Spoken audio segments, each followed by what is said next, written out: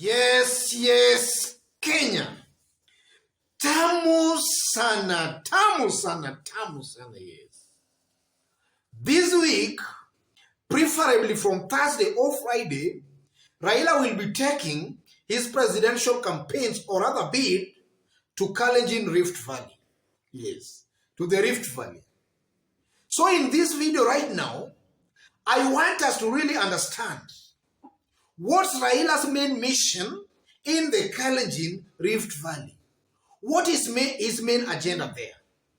Yes, because it's largely believed and assumed that Kalenjin Rift Valley is already locked behind William Ruto. So what's Raila's main mission in the Kalenjin Rift Valley?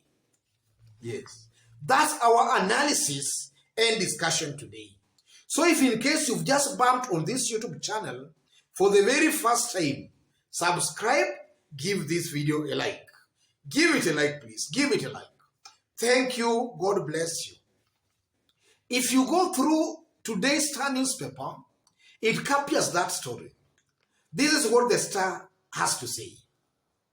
Opposition Chief Raila Odinga is set to popularize his presidential bid in the North Rift region that is DP William Ruto's political backyard. We will just re-energize operations at all offices which have been in existence so that we ready ourselves for campaigns ahead of next year's polls, Uasin Gishu ODM branch chairman David Songok said.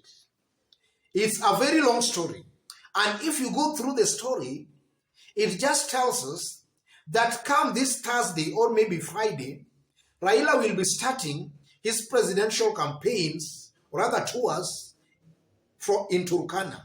He will be heading to Turkana, after which he will proceed to Eldoret, Uasin Gishu County. So what's Raila's main mission in the Kalenjin-dominated Rift Valley? That's our analysis. I believe Raila's main mission here are only three. There are only three things that most likely are taking Raila to the Kalenjin-dominated Rift Valley. I mean, there are only three, which I'm going to explain in details. The first thing, Raila wants to keep William Ruto busy in the Rift Valley. That, I believe, is one reason.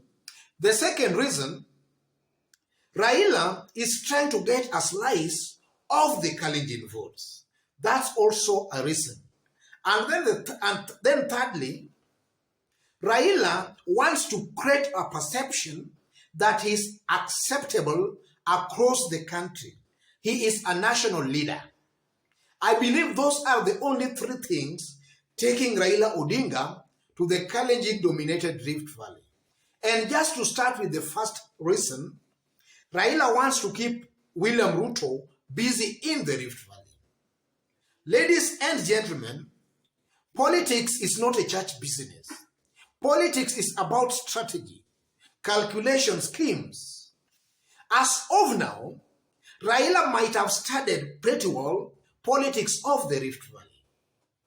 And he knows for sometimes now, or he knows for a fact, that William Ruto has been overlooking the Rift Valley as he campaigns in other regions.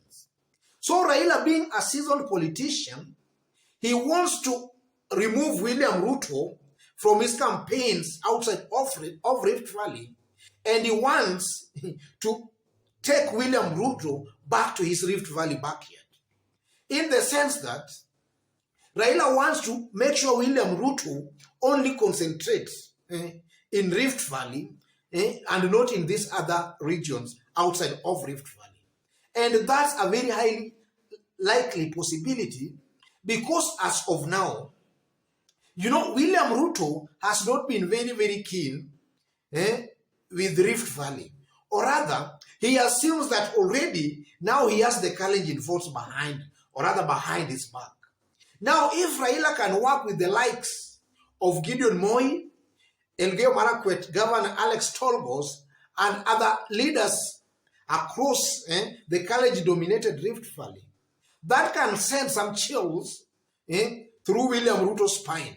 And that might also make William Ruto maybe go back and concentrate his politics or rather his campaigns in the Rift Valley.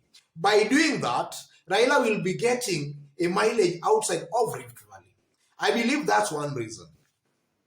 Secondly, Raila is trying to get a slice of the Kalenjin votes.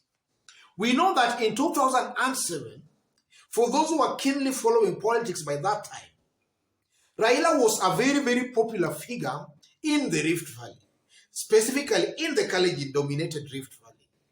To a point, William Ruto, as we were heading towards 2007 election, William Ruto was forced to board the Raila bandwagon in order to be relevant in the Kalenjin politics, or rather in Kalenjin politics. So Raila's popularity, or rather his acceptability in Rift Valley, forced William Ruto to board Raila's vehicle in 2007. That was ODM. Upon William Ruto boarding ODM, he later rebelled and used ethnic, and he flipped ethnic card against Raila Molo Odinga, and he ran away with the Kalenjins. So Raila still believes that at the back of his mind, if he can re-energize ODM offices, or rather some ODM opinion leaders who are with him in 2007, if he can at least reach maybe to some of them so that he can just re-energize the offices, then that can give him a leeway or a bridge of penetrating the Kalenjin-dominated Rift Valley. And that's also a strategy that can just yield him some votes in the Kalenjin-dominated Rift Valley. I believe that's also what is taking Raila to the Kalenjin Rift Valley. And then thirdly, ladies and gentlemen, you know, perception also means a lot in politics. You know, if you create a perception that you are accepted across the board, or rather across the political divide, then those who maybe were undecided can decide to also follow you. What we call bandwagon effect propaganda. Raila, in this case, I strongly believe behind the scenes that he wants to create a perception that is accepted across the country, right from the mountain, Rift Valley, Western, Coast, Nairobi, Northeastern, across the country. So he wants to paint that picture that is a national leader, and not just a leader that is accepted in maybe some regions alone. And also, ladies and gentlemen, you know that according to the law, for you also to win, or rather to be declared the president, then you must have at least 25. I think 20. We have 47 counties. You must have at least half plus one. That is, let's say 25 or 25. You must have at least 24 or 25 counties that votes for you, that you win. So I believe also Raila might be also trying to get to also make sure he attained that criteria of at least getting 24 or 25 counties supporting his presidential bid, because also that's a requirement for you to be declared the president. Otherwise, ladies and gentlemen, if you've just bumped on this YouTube channel for the very, very first time, just as I did indicate when we were starting, subscribe, give this video a like. And to those watching us outside of Kenya for the very, very first time, if you are watching us outside of Kenya for the very, very first time, drop a comment and let us know from which part of the globe you are also watching us from. Drop a comment. And to our continued fans and subscribers in this YouTube channel, I'm very, very much humbled with the kind of support you are giving me in this YouTube channel. Continue giving these videos likes, continue dropping your comments, because that's the only way we can create a discussion, and that's the only way, again, this YouTube channel, or rather our message here, can be recommended to a wider audience. Drop your comments, give your likes.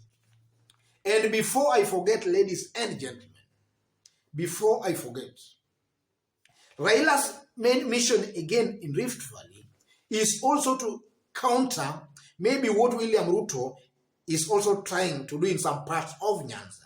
I think also that's also just some kind of countering William Ruto. You know, William Ruto has been going to Luo Nyanza with the likes of Obado.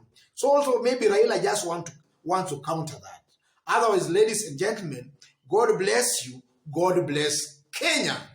Tamu sana, yes, tamu sana.